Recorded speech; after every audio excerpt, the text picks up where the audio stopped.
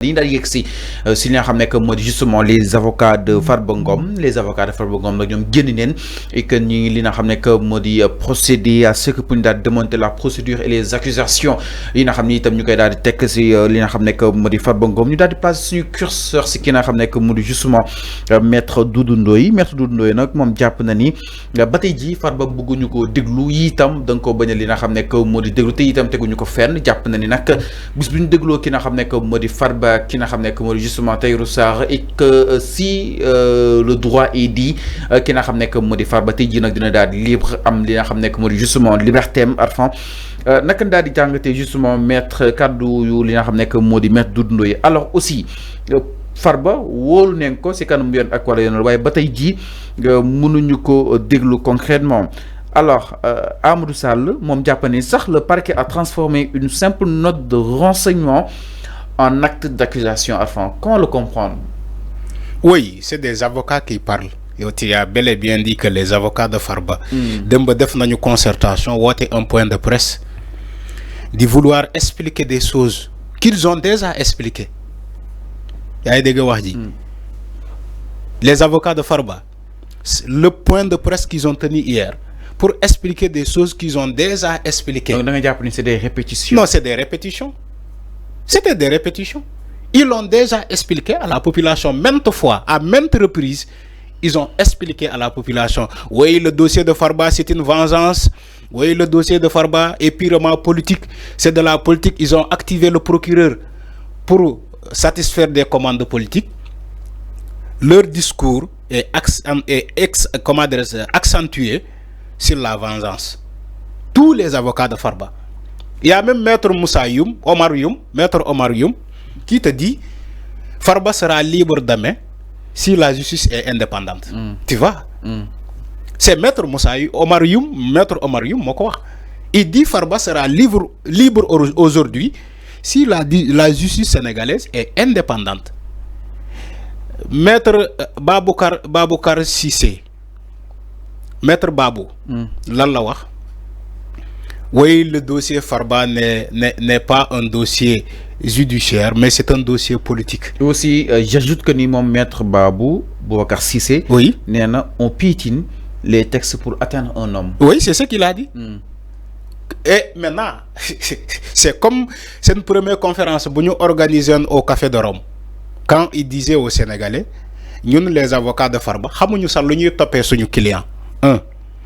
Ils reviennent, ils disent aux Sénégalais, oui, en réalité, le dossier Farba, si nous creusons le fond du dossier, nous avons. Aujourd'hui, ces mêmes avocats, ils reviennent pour dire aux Sénégalais, vraiment, Maître Babou, ils ont piétiné les textes pour atteindre à un homme politique. Parce que nous avons dit que vengeance. Alors, dossier bo xamantene CENTIF la démarré CENTIF la cellule nationale de traitement des informations financières fofu le dossier Farba démarré et l'ex directeur de la CENTIF, l'ancien directeur de la CENTIF, je l'ai écouté à RFM, je crois TFM, il a dit ñom CENTIF sen liguey bu ñuy liguey la main de l'exécutif laalewu ci maanaam CENTIF bu nekkee ci dossier di enquête ci dossier di liggéey ci dossier le président de la république du ko yëg après la koy yëg parce que exécutif du dugal loxoom ci le travail ou bien les travaux de la CENTIF CENTIF bu liggéeyee ba pare day jël rapport yu mu liggéey jox ko procureur. C'est ce que l'ex-directeur de la CENTIF a expliqué clairement et net. Donc, je ne vois pas en quoi des avocats veulent nous dire que Farba, en réalité, c'est le régime en place alors que le rapport sur Farba a été tellement clair. Un dossier de 125 milliards, après nous topé un deuxième dossier en complicité avec Tahirou Sarr. Tout ça, c'est des rapports, un rapport de la CENTIF. Mais l'olip c'est bien beau. Non, c'est pas bien beau. C'est pas bien beau. Non, c'est pas bien beau. Non, enfin, j'ai dit que yon ak wala yon là, on n'en disconvient pas. Mais les tamit moy afan Farba Diapone war nañ ko déglu nag si li nga xam ne que moo di li nga xam ne que moo di justement sur ces accusations parce que ces avocats ñoom nee nañ pourquoi pas ñu war ko mën a déglu wala kon pourquoi pas peut-être aujourd'hui l'heure daal di nekk li nga xam ne que moo di son audition mu daal di war a mën a leeral expliquer concrètement comment il a fait te itam mënuñoo comprendre xaalis bu lewul ñu ne mu daal di jaar si li nga xam ne que moo di justement trésor te ba tey jii aucune arrestation n'est procédée allant dans ce sens ñan ñoo dóoral xaalis bi trésor entre autres ba tey jii xamuñu lu si nekk aussi déglu ko est-ce que jàppoo ni lu war a mën a war la concrètement attends. C'est que le problème de vous votre problème c'est que vous partez du dossier Farba et vous amenez d'autres dossiers en comparaison. Non, si c'est pas le même dossier Farba ñu ne xaalis bi jàll trésor njottees ni dafa lewul concrètement donc xaalis mu def ba dugg trésor nit ñoo ko fa dugal quelles sont les complicités et yan arrestation ne si lu mën a amee allant dans ce sens enfin notre question a été très claire. C'est de l'amalgame. Dinaa la expliquer pourquoi. Allez-y demande. C'est de l'amalgame parce que le dossier Farba quand même du balaa ñuy tudd trésor du loolu la ñuy wax création de société écran benn ñaareel bi transaction bancaire. Non, il faut m'écouter, Fallou. Okay. Je ne suis pas dans la manipulation. Alors, création de société écran, moi, ben charge. Deuxième charge, oui. Bala trésor d'union. Dina la expliquer les charges sans parler même du trésor. Création de société écran, escroquerie sur les deniers publics, transaction bancaire floue entre le compte de Farba Ngom et de Tahirou Sarr et de la société Sofico. Yaa ngi dégg ba léegi tuddooguma trésor bi ngay wax. C'est de la manipulation. Alors le dossier de Farba a été clair. La CENTIF n'a jamais trésor. Non, non, vous n'êtes pas sans savoir. On parle d'une banque. On peut même te citer la banque, le nom de la banque. On te parle de banque, Fallou. On ne parle pas de trésor public. Le trésor public, c'est dans l'autre dossier.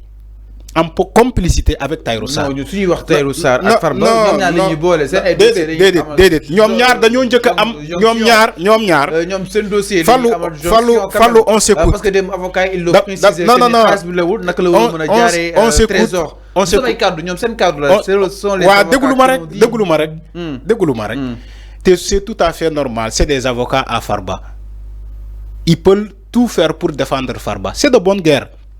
Avocat Farba lu ñu mënta wax sénégalais même s'il faut manipuler je dis même s'il je ne dis pas qu'il manipule c'est du français que j'ai dit même s'il faut manipuler la population pour ñu mën a setal Farba les avocats ils peuvent le faire maintenant la réalité elle est là ça n'est une autre j'ai dit la CENTIF ci dossier bu mu épinglé Farba la CENTIF n'a jamais parlé de trésor déedéet. Si les avocats de Farba veulent inviter le trésor ci dossier boobu nañu wax lu leer Fallou demal nga constituer les charges retenues contre Farba tu ne verras pas le trésor. mais xaalis bi fan la aw kon. déglu ma banque rek banque. mais xaalis bi toll noonu mooy aw banque. la banque qui a signalé à la CENTIF ci les transactions floues. j'ai cité sànq wax naa ko fi sànq. alors CENTIF ñëw topp Farba pour encore te rectifier. Farba ak Tahirou Sarr dañoo njëkk am ku nekk dossier am balaa ñu bokk ci benn dossier. les 125 voilà donc. il y a ak beneen dossier bi tamit. moo tax boo leen xoolee 91 milliards. voilà c'est ce que j'ai dit. ku nekk ñoom ñaar dañoo bokk dossier. dama ne. c'est-à-dire 125 milliards yi Farba am na si Tahirou am na si. déedéet Farba 2 dossiers la am Farba ñaari dossiers la am. ñaari dossiers la am. voilà moo tax. 125 milliards yi moom mooy premier dossier bi. voilà Tahirou yaa ngi doog a ñëw mais deuxième boo xoolee sax seen caution bokkul. non ci ngay xamee kii Fallou déglu ma c'est un dossier que je maîtrise Fallou. dama ne. c'est ce que j'ai dit. quels sont les deux dossiers dama ne. yow de Tahirou. dama ne. waaw fan li wax ñu les deux dossiers. de Tahirou Sarr allez-y demal. Fallou il faut canaliser. il faut canaliser le débat aussi. allez-y demal Arfan. tu es le seul Sénégalais. bi nié ni que ñaar yi amuñu ku nekk deux dossiers. si tu es le seul Sénégalais. ñëwuma ko Arfan c'est des dossiers. mais il faut s'écouter. d'accord j'ai dit. quels sont les deux dossiers de Tahirou Sarr. dama ne Farba Ngom. ok ñaari dossier lañ ko toppee woon d'abord. pour mu leer. muy ban ak ban. dañoo topp Farba ci création de société écran. ok yaa ngi dégg. blanchiment de capitaux. yaa ngi dégg. blanchiment de capitaux et escroquerie sur les deniers publics. Wax na ci société écran bi. Alors bobu dossier à part la. muy ñaata bobu moy ñaata milliards bi nga wax ni. Bobu lañ ko topé won 31 milliards mu andi caution 34 milliards. Yaay dégg wax ji.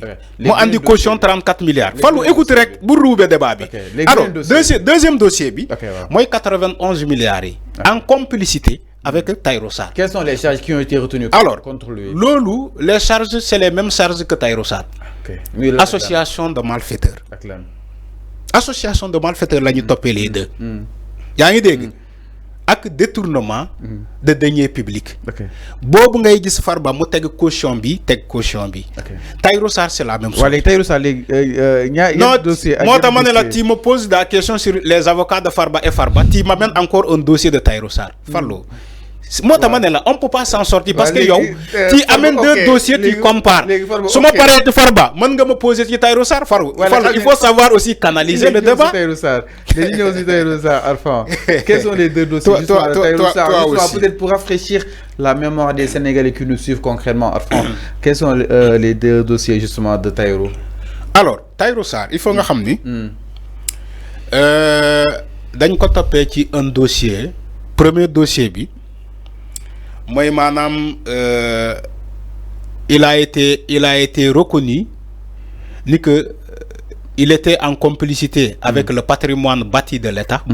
La société Sofico SA Sofico mo jënd les créances là société Sofico moko jënd ci ay anam yu illégal motax chaque fois Serigne Saliou Gueye day taxaw di nan kan ñan ñoo joxewoon ces lettres de qui commanderaient de confort. Kan moo joxewoon les lettres de confort à la société Sofico pour mu gagner marché bi.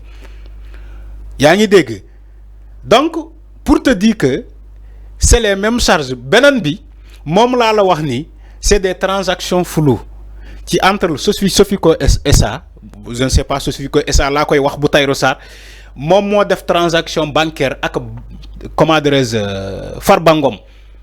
Donc mon dossier 91 milliards en complicité Moi ñu topé ko mom ak Farba ci deuxième dossier bi association de malfaiteurs là.